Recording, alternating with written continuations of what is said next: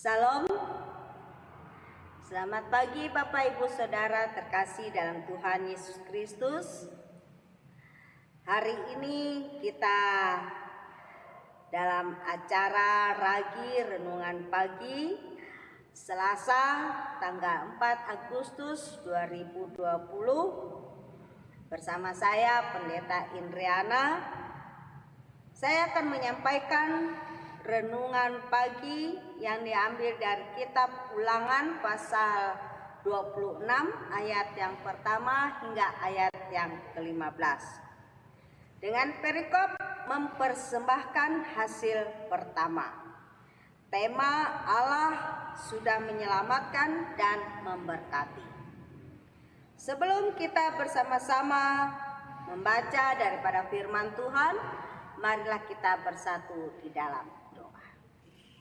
Bapa dalam kerajaan sorga, kami sedia untuk mendengarkan akan firman.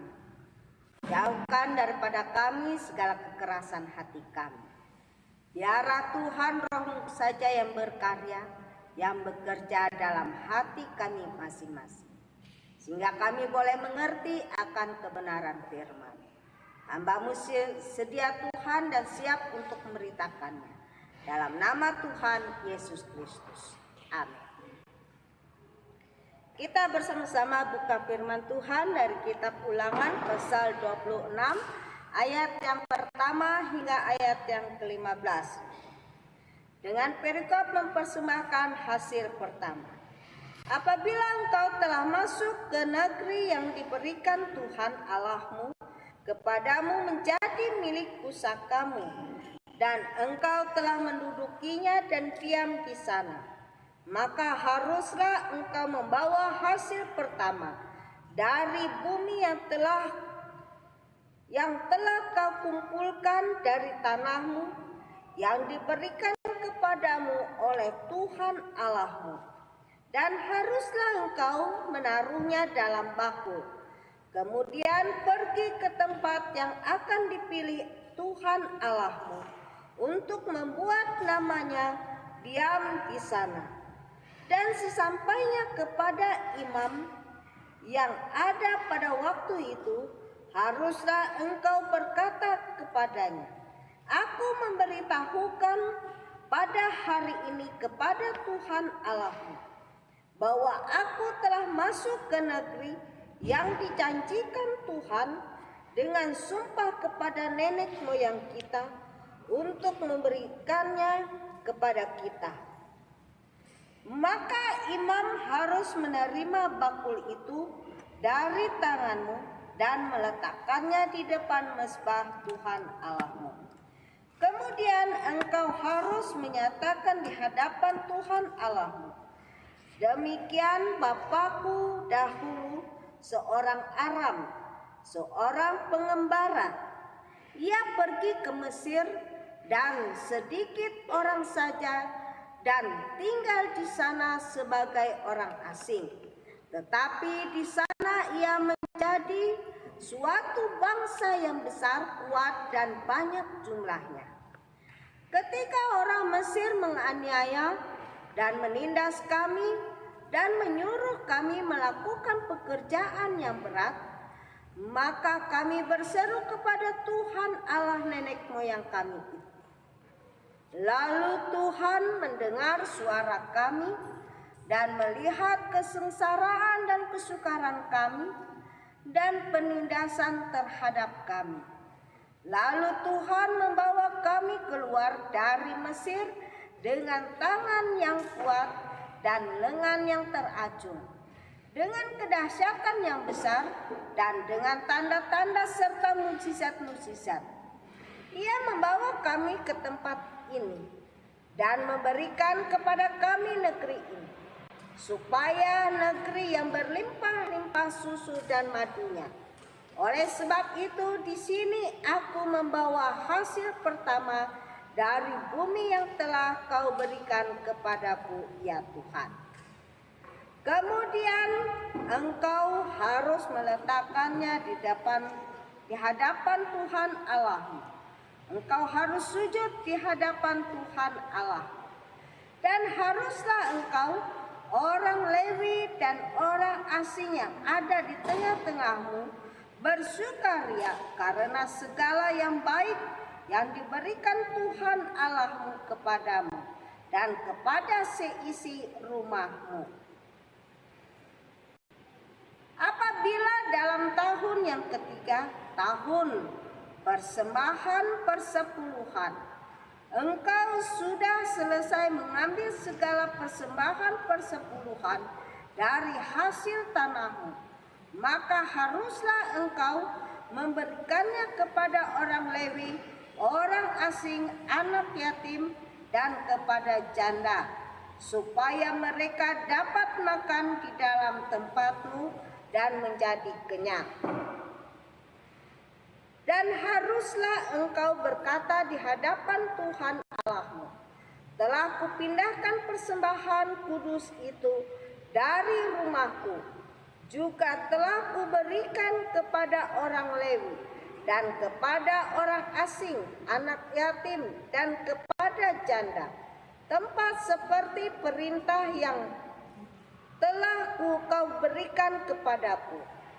Tidak kulangkahi atau kulupakan sesuatu dari perintahmu itu. Pada waktu aku berkabung, sesuatu tidak kumakan dari persembahan kudus itu. Pada waktu aku najis, sesuatu tidak kujauhkan daripadanya.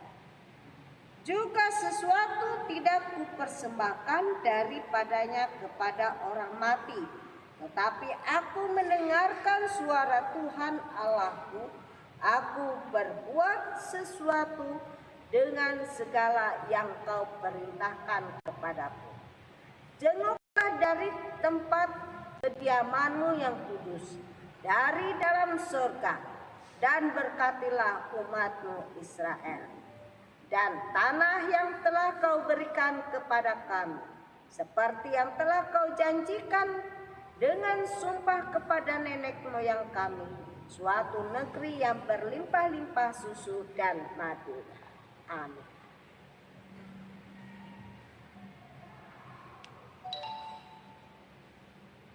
Bapak, Ibu, Saudara yang terkasih dalam Tuhan Yesus Kristus, Musa mengingatkan bangsa Israel akan arti ikatan perjanjian Allah dengan mereka.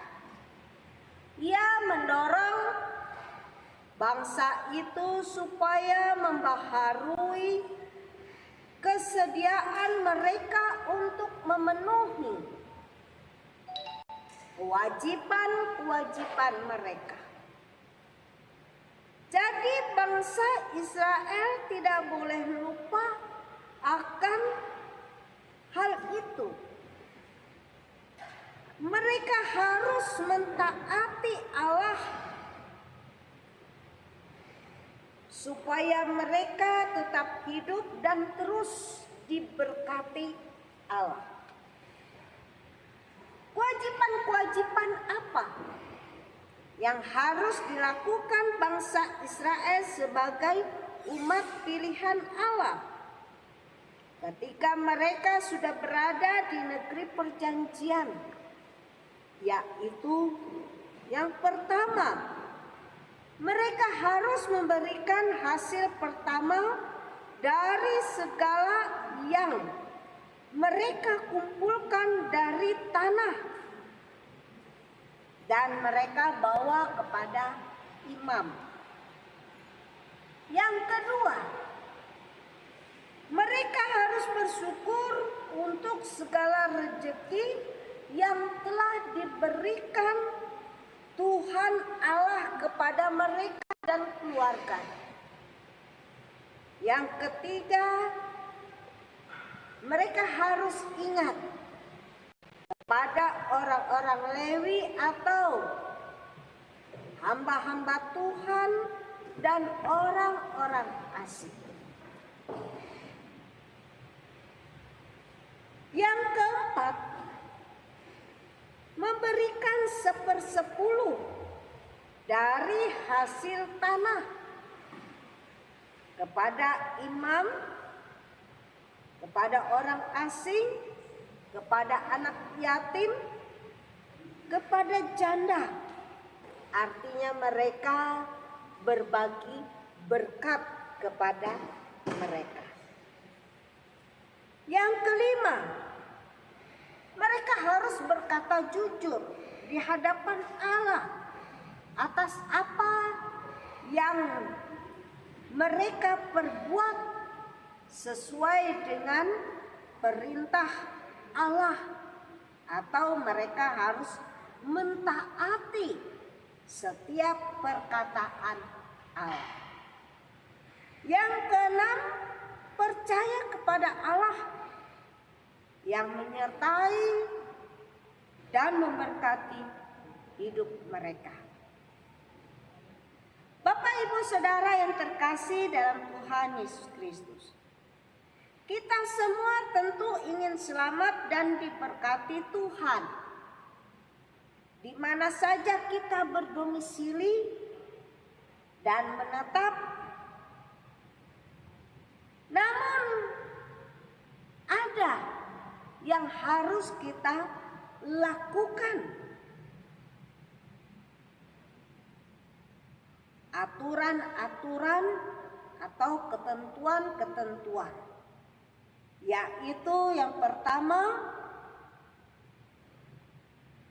kita bawa persembahan kepada Tuhan atau ke rumah Tuhan. Yang kedua, kita harus bersyukur dengan segala rezeki yang diberikan, yang dikaruniakan oleh Tuhan kepada kita secara pribadi ataupun kepada keluarga kita. Yang ketiga, kita harus ingat kepada orang lain juga, baik itu kepada hamba Tuhan, baik kepada orang yang tidak kita kenal, baik itu kepada anak yatim ataupun kepada janda. Kita harus mau berbagi berkat kepada mereka. Yang keempat, memberikan persembahan 1/10 dari hasil tanah yang kita miliki atau hasil dari kerja kita. Yang terakhir, yaitu kita harus berkata jujur kepada Allah, taat kepada perintah Allah, percaya kepada Allah yang menyertai dan memberkati hidup kita. Bapak, Ibu, Saudara yang terkasih dalam Tuhan Yesus Kristus, semua yang kita miliki semuanya adalah titipan Allah. Karena itu, saya akan berikan sebuah contoh. Ada seorang tukang parkir. Tukang parkir ini pada saatnya dia banyak memiliki mobil, bermacam-macam mobil dan motor. Tetapi ada saatnya pula mobil dan motor ini habis. Apa yang dilakukan oleh si tukang parkir? Dia tetap bersukacita. Dia tetap bersyukur karena dia tahu semua mobil dan motor itu adalah titipan orang, bukan milik kepunyaannya pribadi. Kalau kita menyadari apa yang kita miliki adalah kepunyaan Allah, dan kita juga harus kembalikan apa yang menjadi milik Allah atau haknya Allah. Dan apa yang menjadi hak kita, kita pergunakan dengan bijaksana. Demikianlah firman Tuhan Jikalau kita ingin diberkati oleh Tuhan dalam kehidupan kita dan keluarga kita. Tuhan Yesus memberkati. Amin. Mari kita bersatu dalam doa. Bapa dalam kerajaan surga, kami mengucap syukur dan terima kasih Tuhan. Karena kami menyadari semua yang ada pada kami adalah milik dan kepunyaan Tuhan. Karena itu, kapanpun Tuhan mengambil, itu adalah haknya Tuhan. Dan kapanpun Tuhan mau memberi, itu juga adalah haknya Tuhan. Karena itu, dalam keadaan dan situasi apapun juga, kami tetap bersyukur kepada Tuhan. Terima kasih Bapa di surga, Engkau melimpahkan kasih karunia dan berkat serta penyertaan dalam kehidupan kami. Dalam nama Tuhan Yesus Kristus kami berdoa dan bersyukur. Amin.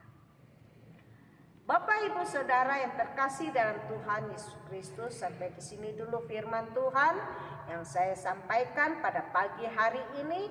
Saya yakin dan percaya saat Bapak Ibu Saudara menyaksikan kesaksian dan renungan firman Tuhan ini, Bapak Ibu Saudara sekalian disertai dan diberkati oleh Tuhan.